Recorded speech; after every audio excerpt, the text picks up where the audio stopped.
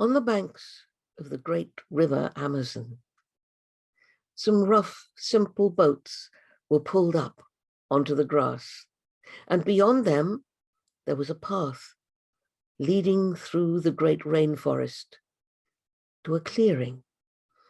And in that clearing there was a village. Well, not the sort of village that you're used to, no. This village had only one building, a large building called a maloka. It had a floor, a wooden floor, raised up on stilts, so there were steps going up to it.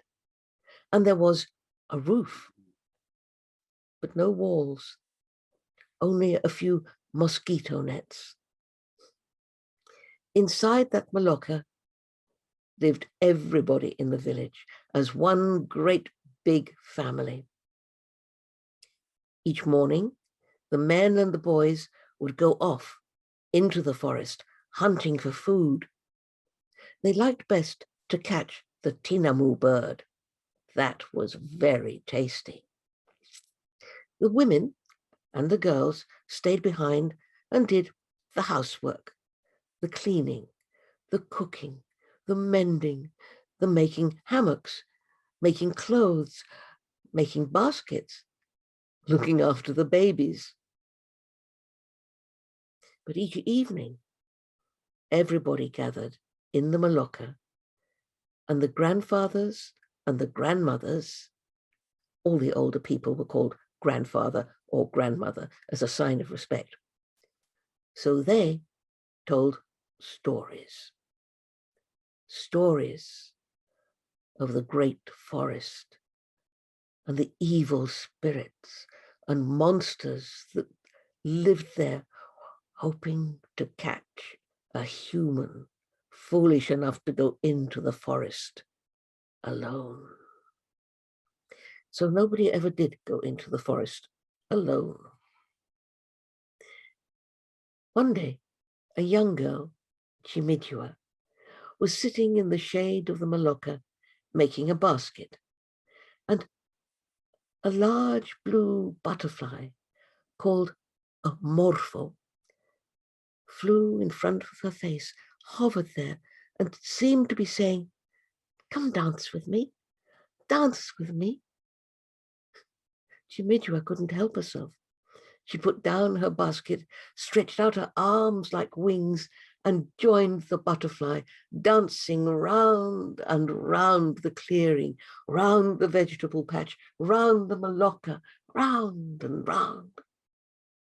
She was so happy, she didn't notice when the Morpho began to lead her into the forest.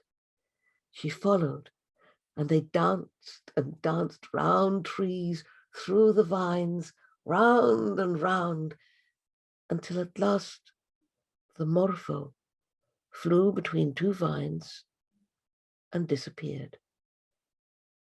And Chimidua looked and realized she was on her own, and she didn't know where she was. There was no path. The leaves were so thick up above, the sun couldn't break through to cast any shadows and show her the way. She was lost and didn't know where to go. She began to walk and walk and walk. There was no sound, no sign of any people. Suddenly she heard tap, tap, tap, tap, tap.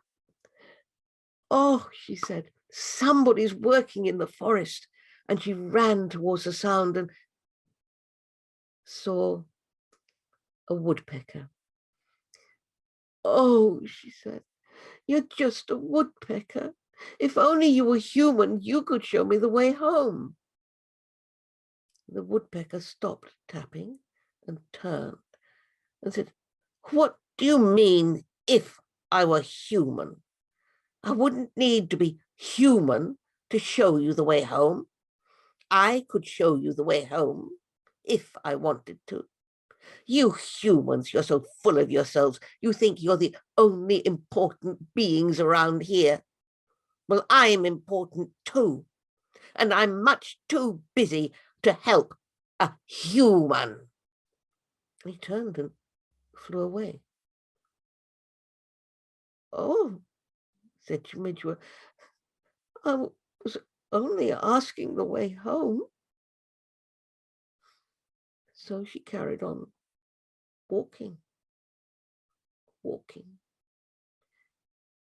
walking. Suddenly, she saw in front of her a clearing with a small malacca, and there was an old woman sitting in there making a hammock. And she ran up to the malacca saying, "Oh, grandmother, grandmother, thank goodness I found you. I'm lost. Can you help me?" At that moment, the roof of the malacca turned into great wings. The whole malacca rose up high into the air, turning into a tinamu bird that landed on a branch and said, "Help you? Why should I help a human? How many of my kind have your kind killed? How many of my family have you eaten? No, I won't help you," and flew away. "Oh," said Chimichurri, "I don't understand what's happening. Why does everybody hate me?" All she could do was walk and walk and walk. Suddenly, just as she was getting really hungry, a large sauva fruit fell from the tree and landed at the feet before her. She picked it up and, ate hungrily. And as she finished it, another sauva fruit fell from the trees, and she ate that, and she looked up and saw there was a troop of spider monkeys swinging through the trees and picking fruit as they went, and sometimes they dropped it. And, "Oh," she said, "I'll follow the monkeys. At least I won't starve." So she did. She followed the monkeys. But it was just about to get dark, and she saw the monkeys stop and begin to climb down the trees. So she hid behind a tree and watched. And as they touched the ground, each monkey changed into a sort of human shape. Chimidja was so startled, she went, "Oh!" And the monkeys heard, and they gathered round her. And the largest monkey stepped forward and said, "Chimidja, what are you doing here?" And she explained how she'd followed a Morpho and got lost, and she didn't know how to get home. Another monkey stepped forward and said, "It's all right, Chimidja. We'll show you the way home tomorrow." "Oh, thank you," said Chimidja. "But what should I do tonight?" "Oh, don't worry. You can come with us. The king of the monkeys is giving a feast. You can come as our guest." So she did. She followed the monkeys.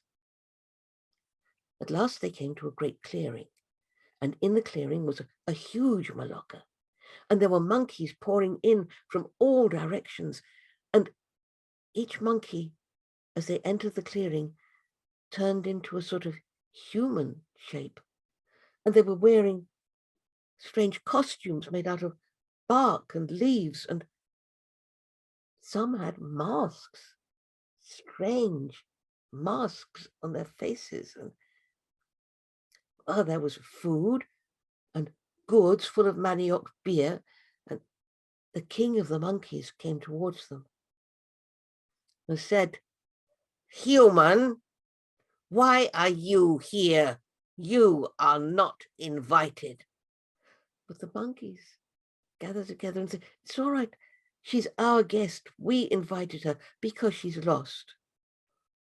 The king of the monkeys just scowled and said, "Humph," and gave Chimidja a strange, threatening stare before he turned away. At that moment, drumming started. People started dancing. And the dancing and the feasting and the drinking went on for hours, until at last everyone was tired. Some of the monkeys went back into the forest, others into the maloca to sleep. Chimidua was given a hammock beside the king of the monkeys. She tried to sleep, but the king of the monkeys was snoring. And gradually it seemed as though there were words in the snores. She thought she could hear him saying, "I will eat Chimidua. I will devour Chimidua." "Oh," said Chimidua. The king of the monkeys woke, said, What's the matter?" And Chimidua said, "I'm sorry, sire, but I thought you said you were going to eat me." "Nonsense. Monkeys don't eat humans." And he took another swig of manioc beer and turned over to go to sleep. But the snores became louder. And this time the words were clearer. "I must eat Chimidua. I will devour Chimidua." And Chimidua peered over at the king of the monkeys, and he was changing. He was no longer a monkey. He was covered in a soft pelt fur and dark spots all over, and he was a jaguar. She leapt out of her hammock, down the steps, and ran and ran and ran through the forest in the dark. She didn't stop until she tripped over the roots of a manioc tree, and she just sat there, crying and crying. But just as the sun was rising, she heard a little voice saying, "Chimidua, what's the matter?" She looked up, and there was Morpho. And she said, oh, I'm so frightened. Everything's so strange. Everything keeps changing all the time. I don't know what's happening, and I'm lost. I can't find my way home." And Morpho said, "That's all right, Chimidua. Of course you don't understand. Here in the jungle, everything moves so quickly. Out there in your world, things are slow, and things don't change so swiftly. But here, things change all the time. It's so fast, and I will show you the way home. Follow me." And the Morpho led Chimidua through the forest to the banks of the great Amazon River. And when they got there, Chimidua said, "Oh, look, over there. There's my family's boats and the path to the clearing. But it's on the other side of the river. I must have crossed the river somehow, but that's impossible." And the Morpho said, "Impossible? Oh, I'm sorry. I mean, I don't understand how that happened." And the Morpho just said, "Come, let's cross the river." "Oh, but how? I can't swim." And the Morpho said, "That's easy. I will turn you into a butterfly." And the Morpho landed on her shoulder, flew up and over, landed on the other shoulder, up and landed on her head. And she felt herself shrinking, becoming smaller and smaller, and her arms becoming larger, bigger, turning into great wings. And soon she was hovering beside the Morpho, and together they flew over the river, and she was swooping and swerving and dancing in the air. All too soon, they landed on the other bank. And as she touched the ground, so Chimidua turned back into a small girl. And the Morpho said, "Time to go, Chimidua. Back to your family. Bye." And Chimidua said, "Oh, no, please, please don't go. Let me come with you. Let me be a butterfly." And Morpho said, "Oh, I'm sorry, Chimidua. That can't be. But since you've been one of us, now you will find there will always be a part of you that will be a Morpho." And then he flew away. And Chimidua turned to go back up the path. And as she was going, she found herself dancing along the path, dancing and dancing back to her family. And it was true. Ever after, Chimidua found that part of her heart was indeed a butterfly.